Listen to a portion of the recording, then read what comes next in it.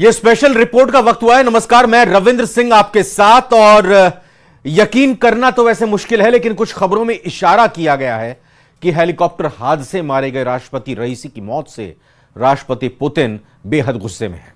कुछ जानकारों का यहां तक मानना है रईसी की मौत का बदला रूस लेना जा रहा था। अगर ऐसा हुआ तो यकीन मानिए 72 मिनट में 300 करोड़ से ज्यादा लोग पूरी दुनिया में मारे जाएंगे। За победу! Ура!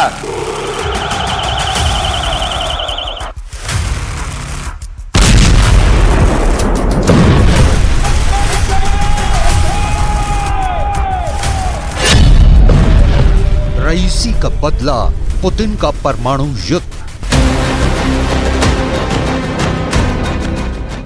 जिस वक्त पूरा ईरान राष्ट्रपति इब्राहिम रईसी के गम में डूबा हुआ था, उस वक्त पुतिन सबसे बड़ी परमाणु ड्रिल या कहीं परमाणु युद्ध की तैयारी के आदेश पर हस्ताक्षर कर रहे थे।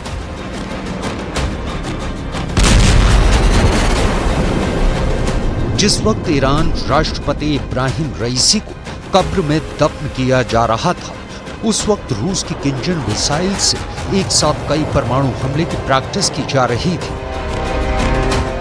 यकीन करना तो मुश्किल है, लेकिन कुछ खबरों में इशारा किया गया है कि हेलीकॉप्टर हादसे में मारे गए राष्ट्रपति रईसी की मौत से राष्ट्रपति पुतिन बेहद गुस्से में हैं।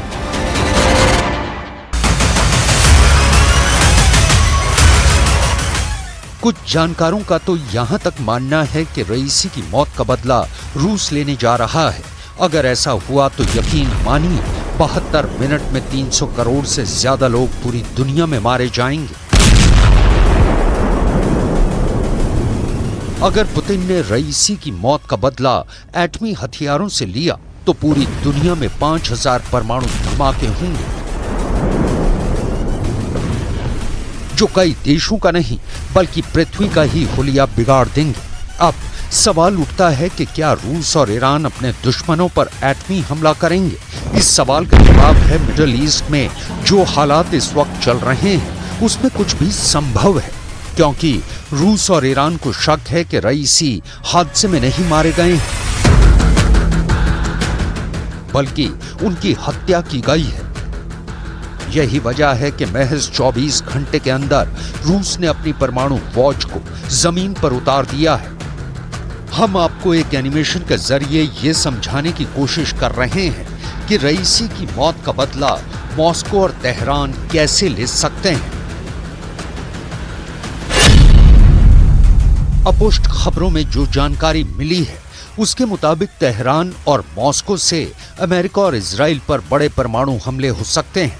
दावा तो यहां तक किया जा रहा है कि रूस ने किंजल जैसी हाइपरसोनिक मिसाइल को मैदान में उतार दिया है। रूस की कोशिश है कि किसी तरह से पूरे अरब से इजराइल और अमेरिका के दबदबे को खत्म कर दिया जाए। ईरान वैसे भी परमाणु बम की क्षमता हासिल कर चुका है। ऐसे हालात में रूस और ईरान मिलकर अमेरिका और इजराइल पर परमाणु हमला कर सकते हैं, और अगर ऐसा होता है तो फिर रूस के जंगी जहाज परमाणु मिसाइलों और बमों से अमेरिका और इजराइल को तबाह कर देंगे। दावा तो ये भी किया जा रहा है कि रूस रईसी की मौत का बदला लेकर पूरे अरब वर्ल्ड का लीडर बनना चाहता है। रूस के राष्ट्रपति पुतिन रईसी की मौत पर अपने इरादे जता चुके हैं। Уверенный в себе, прежде всего человек, который руководствовался национальными интересами, но, конечно, это был человек слова, и с ним было приятно работать, имея в виду, что если мы о чем-то договаривались, всегда можно было быть уверенным в том, что договоренности будут исполняться. अब आप ये भी जान लीजिए कि परमाणु हमला करने वाली रूसी एरोस्पेस फोर्सेस इस वक्त क्या कर रही हैं। रूसी रक्षा मंत्रालय ने रूसी सोशल मीडिया प्लेटफॉर्म पर परमाणु तैयारियों से जुड़ा एक हैरान करने वाला वीडियो 18 घंटे पहले डाला है। इस वीडियो में रूसी एरोस्पेस फोर्सेस की लड़ाकू इकाइयों के कर्मी किंजल हाइपरसोनिक मिसाइलों के साथ दिख रहे हैं। रूस की तरफ से ये दावा किया गया है कि विशेष हथियारों के साथ रूस के लड़ाकू विमान और मिसाइलें जंग के लिए पूरी तरह से तैयार हैं। रूस की तरफ से केवल इतना ही बताया गया है कि दक्षिणी सैन्य जिले में तैनात सेना एटमी हथियारों के साथ मौजूद है, जिनके पास इस्कंदर मिसाइल, किंजल जैसी घातक मिसाइलें मौजूद हैं।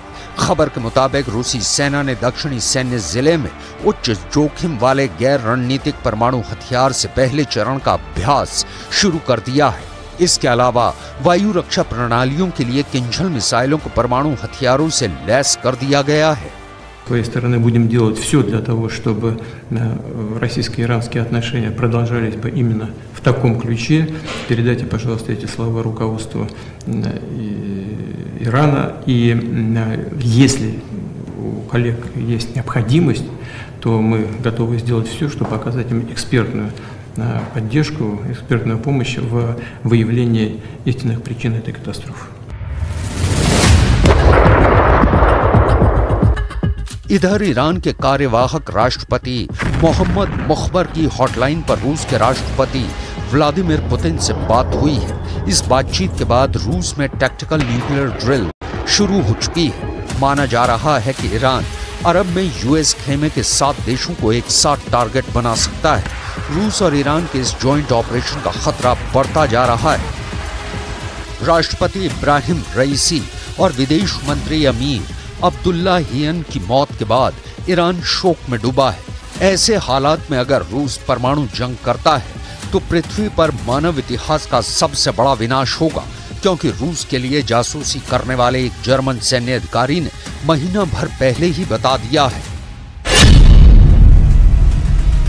कि रूस की परमाणु हमला करने की तैयारी पूरी हो चुकी है। रूस के राष्ट्रपति व्लादिमीर पुतिन कभी भी हाइपरसोनिक मिसाइलों से परमाणु हमले का आदेश जारी कर सकते हैं। आशंका जताई गई है कि अगर परमाणु युद्ध छिड़ा तो 72 मिनट के अंदर धरती पर 5000 परमाणु विस्फोट होंगे और अकल्पनीय विनाश होगा। Nuclear war a scenario book के मुताबिक इन धमाकों में 300 करोड़ से ज्यादा लोगों की मौत हो जाएगी। कुल मिलाकर राष्ट्रपति रईसी की मौत के बाद जो हालात तेजी से पूरी दुनिया में बदल रहे हैं वो बेहद डरावने और खौफनाक लग रहे हैं।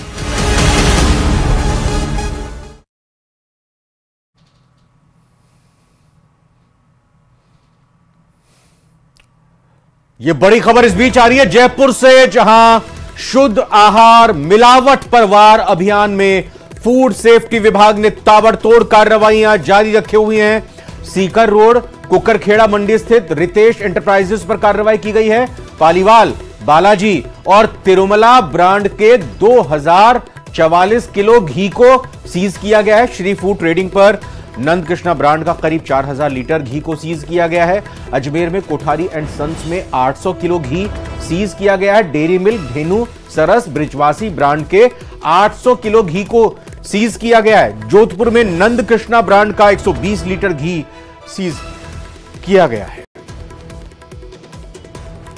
तो बड़ी खबर यही कि शुद्ध आहार मिलावट पर मार, या कहें कि शुद्ध आहार मिलावट पर वार अभियान में फूड सेफ्टी विभाग ताबड़तोड़ कार्रवाइयां कर रहा है। और इसी दौरान सीकर रोड कुकरखेड़ा मंडी स्थित रितेश एंटरप्राइजेस पर कार्रवाई की गई है। इस दौरान पालीवाल, बालाजी और तिरुमला ब्रांड के 2044 किलो घी को जब्त किया गया है।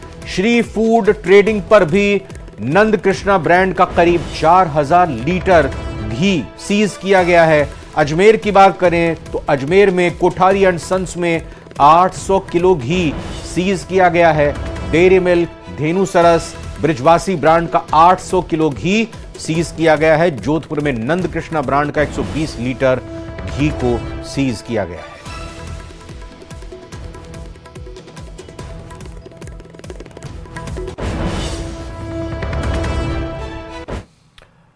और अब बात करते हैं एल्विश यादव की, क्योंकि रेव पार्टियों में सांप के जहर के मामले में यूट्यूबर एल्विश यादव की मुश्किलें बढ़ी हुई हैं। नोएडा पुलिस ने, उत्तर प्रदेश की नोएडा पुलिस ने इस मामले में 1200 पन्नों की चार्जशीट दायर की है। उस चार्जशीट की डिटेल सामने आई है। न्यूज 18 के पास सवालों की वो एक्सक्लूसिव कॉपी है। नोएडा पुलिस ने एल्विश से 121 क्वेश्चंस पूछे, जिसमें उसने माना है कि वो सांपों के साथ वीडियो बनाता था। हालांकि ज्यादातर सवालों के जवाब देने में उसने आनाकानी की।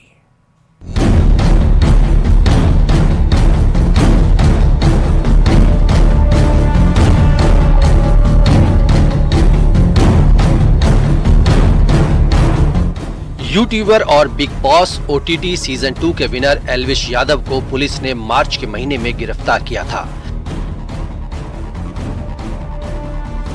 जिसमें एल्विश को 5 दिनों तक जेल की हवा खानी पड़ी थी।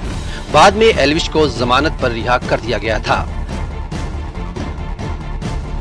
सांपों के जहर की तस्करी और मनी लॉन्ड्रिंग केस में फंसे एल्विश ने पुलिस की पूछताछ में कई खुलासे भी किए। उसने माना कि वो सांपों के साथ वीडियो बनाता था। पुलिस ने एल्विश और उसके 8 साथियों के साथ पूछताछ की थी। एल्विश यादव के खिलाफ 1200 पन्नों की चार्जशीट में कई जानकारियां सामने आई हैं। नोएडा पुलिस ने एल्विश से 121 सवाल पूछे थे, जिसकी कॉपी न्यूज 18 के पास है। इसमें सारे सवाल और एल्विश के दिए जवाब भी शामिल हैं। पुलिस ने एल्विश यादव से सांप, उनके जहर और पार्टी को लेकर कई सवाल किए। एल्विश से पूछा गया कि वो कौन सा नशा करते हैं। उसने कहा वो नशा नहीं करता। पुलिस ने पूछा कि आपको यहाँ क्यों बुलाया गया है। इस पर उसने कहा मेरे खिलाफ नोएडा में मुकदमा लिखा गया है, जिसमें कुछ सपेरे पकड़े गए थे। उनके पास जहरीले सांप और जहर बरामद हुआ। उन्होंने मेरा नाम लिया था कि मैं रेव पार्टी करता हूँ और उस पार्टी में सांपों के जहर को नशे के रूप में प्रयोग करता हूँ। मेरे ऊपर ये आरोप है, जबकि ऐसा कुछ नहीं है। फिर पुलिस ने पूछा कि आप पर आरोप क्यों लगाया गया। इस पर भी एल्विश ने बड़ी सफाई से कहा कि उस पर जो भी आरोप लगे हैं वो गलत हैं, लेकिन ये सच है कि कुछ वीडियो सांपों के साथ शूट किए गए हैं। पुलिस ने पूछा राहुल नाम के सपेरे को आप कैसे जानते हैं। एल्विश ने कहा वो राहुल नाम के सपेरे को नहीं जानता। ये सवाल भी किया गया कि पार्टी में सांप कौन लाया। एल्विश ने कहा उस समय मेरे दोस्त लोग मौजूद थे, सांप कौन लाया मुझे जानकारी नहीं है। नोएडा पुलिस ने यह भी पूछा कि क्या आपको सांपों से डर नहीं लगता। एल्विश की तरफ से जवाब आया कि डर नहीं लगता, इसलिए तो पार्टी में सांप को गले में डाला।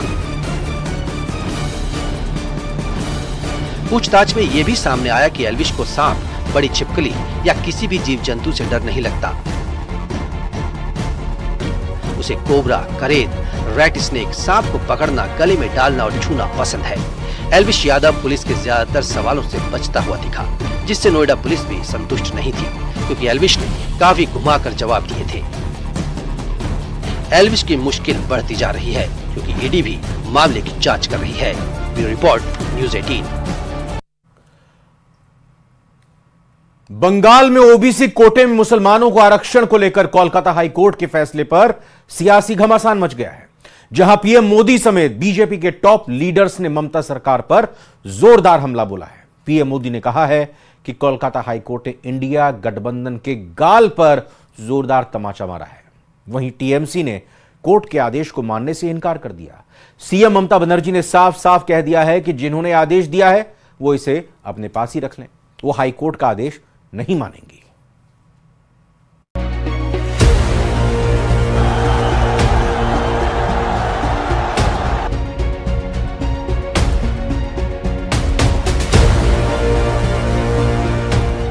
बंगाल में ओबीसी आरक्षण पर कलकत्ता हाई कोर्ट का फैसला आते ही बीजेपी की बांछें खिल गईं, लेकिन दीदी का चेहरा तमतमा उठा। लोकसभा चुनाव के दूसरे चरण से ही ओबीसी कोटे में मुस्लिम आरक्षण का विरोध कर रही बीजेपी के लिए ये बहुत बड़ी जीत है, तो इंडिया गठबंधन के लिए बहुत बड़ा झटका। लिहाजा फैसला आते ही बीजेपी और टीएमसी की तरफ से बयानों की बौछार शुरू हो गई। आज ही कोलकाता हाई कोर्ट ने इस इंडी अलायंस को एक बहुत बड़ा तमाचा मारा है। कोर्ट ने 2010 के बाद से जारी सारे ओबीसी सर्टिफिकेट कैंसिल कर दिया है। क्यों? ये इसलिए किया गया क्योंकि पश्चिम बंगाल की सरकार ने मुसलमानों का वोट बैंक के लिए अनाप शनाप मुसलमानों को ओबीसी बनाने के सर्टिफिकेट दे दिए थे। ওকে দিয়ে একটা অর্ডার করিয়েছে, যদিও তার রায় আমি মানি না। যেমন 26,000 টিচারকে যখন বাতিল করেছিল বিজেপি, আমি বলেছিলাম ওদের রায় আমরা মানি না। তেমনি বলছি আজকে যে রায় দিয়েছে, যেই দিয়ে থাকুন, নাম বলবো না, জাজমেন্ট নিয়ে বলা যায় বিজেপির রায়টা আমরা মানব না। ওবিসি রিজার্ভেশন চলছে, চলবে। सीएम ममता बनर्जी अपनी जिद के लिए जानी जाती हैं। उनकी जिद है कि किसी भी कीमत पर बंगाल के सभी मुसलमानों को आरक्षण का लाभ मिले, भले ही उसके लिए संविधान के विधान को तार तार करना पड़े। लेकिन संविधान का प्रहरी न्यायपालिका विधायिका के हर उस फैसले को बदलने या रद्द करने की ताकत रखता है जो देश के संविधान के खिलाफ हो, और कलकत्ता हाई कोर्ट ने यही किया। देखिए, ये मामला मूलतः वहां से हुआ है कि 118 मुस्लिम जातियों को बिना किसी प्रोसेस, पिछड़ेपन के सर्वे वगैरह के बगैर ममता बनर्जी ने ओबीसी का रिजर्वेशन दे दिया। कोई कोर्ट में गया, कोर्ट ने इसका संज्ञान लिया और 2010 से 24 के बीच में जितने सर्टिफिकेट इश्यू हुए हैं, इसको अभी स्थगन आदेश देने का काम हाई कोर्ट ने किया है। ममता बनर्जी पिछड़े वर्ग के रिजर्वेशन के ऊपर अपने वोट बैंक के लिए डाका डालकर वो रिजर्वेशन मुस्लिम जातियों को देना चाहती है। मैं हाईकोर्ट के फैसले का स्वागत करता हूं। ममता जी ने कहा हम हाईकोर्ट के फैसले को नहीं मानते। मैं बंगाल की जनता को पूछना चाहता हूं, कोई ऐसी मुख्यमंत्री हो सकती है, संवैधानिक पद पर बैठी हुई कोई व्यक्ति ऐसी हो सकती है जो कहेगी कि हम कोर्ट के आदेश को नहीं मानते हैं? তাকে উপেক্ষা করে আপনারা 2011 সালে মামাটি মানুষের সরকারকে সমর্থন করে পরিবর্তনের সরকার তৈরি করলেন। সেই দিন থেকে শালবনির মাটিতে উন্নয়নের যে বিপুল কর্মযজ্ঞ শুরু হয়েছে সেটা অব্যাহত রাখার ভোট এই ভোট। আপনারা দেখুন, আমি 4 দিন আগে ঝাড়গ্রামে নয়াগ্রামে গেছিলাম। আমি নয়াগ্রামে গিয়ে বলে এসেছিলাম যে ভারতীয় জনতা পার্টি যদি জেতে তাহলে সবথেকে বেশি ক্ষতিগ্রস্ত হবে তপশিলি মায়েরা, ভাইয়েরা এবং তপশিলি জাতি উপজাতি তালিকাভুক্ত মায়েরা। बंगाल के मुसलमानों को आरक्षण देने की ममता बनर्जी की जिद अब उन्हें सुप्रीम कोर्ट लेकर जाएगी और हाई कोर्ट के फैसले को चुनौती दिलवाएगी। ऋषिकेश के एम्स से बेहद ही चौंकाने वाली तस्वीर सामने आई है। पुलिस को अस्पताल में छेड़छाड़ की खबर मिली। पुलिस आरोपी को पकड़ने अस्पताल पहुंच गई, लेकिन पुलिस ने तो अस्पताल के वार्ड में ही वैन घुसा दी, जिसके बाद अफरा तफरी मच गई। इसका वीडियो खूब वायरल हो रहा है।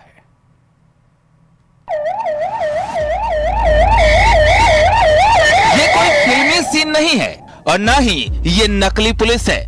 मरीजों के वार्ड में फिल्मी स्टाइल में रियल पुलिस की एंट्री हो चुकी है। आखिर ऐसी क्या इमरजेंसी आन पड़ी कि पुलिस गाड़ी लेकर सीधे वार्ड में घुस गई? ये हैरत अंगेज वीडियो ऋषिकेश के एम्स से सामने आया है। दरअसल पुलिस की गाड़ी अस्पताल की 4थी मंजिल पर चढ़ गई। वो एक आरोपी का पीछा कर रही थी। आरोपी कहीं भाग न जाए, इसके लिए पुलिस ने 4थी मंजिल पर गाड़ी को दौड़ा दिया। इस दौरान पूरे अस्पताल में हड़कंप मच गया। किसी को समझ ही नहीं आ रहा था कि आखिर पुलिस सिंघम के अवतार में क्यों दिख रही है, क्योंकि ऐसा पहले किसी ने होता हुआ नहीं देखा था। जैसे ही पुलिस की गाड़ी वार्ड में पहुंची तो मरीज और तीमारदार भी घबरा गए। इस दौरान सिक्योरिटी गार्ड सीटी बजाकर मरीजों के स्ट्रेचर हटाते रहे। वार्ड में पुलिस की जीप देख मरीज भी हैरान थे। दरअसल पुलिस को अस्पताल के अंदर से छेड़खानी की शिकायत मिली थी और इसके बाद पुलिस की टीम हरकत में आई और आरोपी को पकड़ने के लिए ये कारनामा कर डाला। कहा जा रहा है कि आरोपी पुलिस को देखकर भागने लगा और वो भागते भागते छत पर चढ़ गया।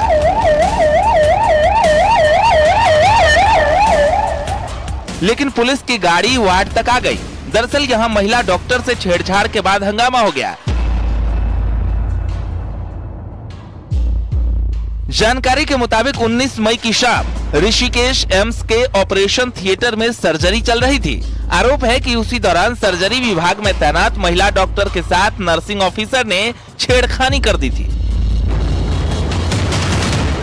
अस्पताल के दूसरे डॉक्टर्स ने इस घटना के बाद हड़ताल के साथ ही आरोपी के खिलाफ सख्त कार्रवाई की मांग करते हुए प्रदर्शन शुरू कर दिया था।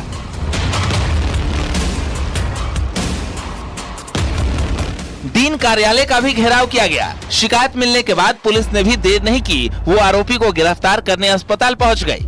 बाद में पुलिस ने आरोपी को गिरफ्तार कर लिया, जिसके बाद ये वीडियो सोशल मीडिया पर वायरल हो गया।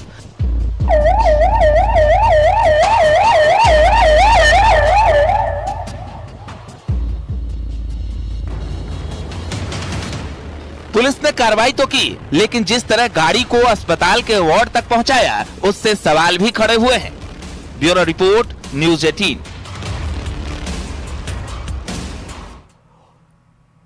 और इसी खबर के साथ स्पेशल रिपोर्ट में फिलहाल इतना ही।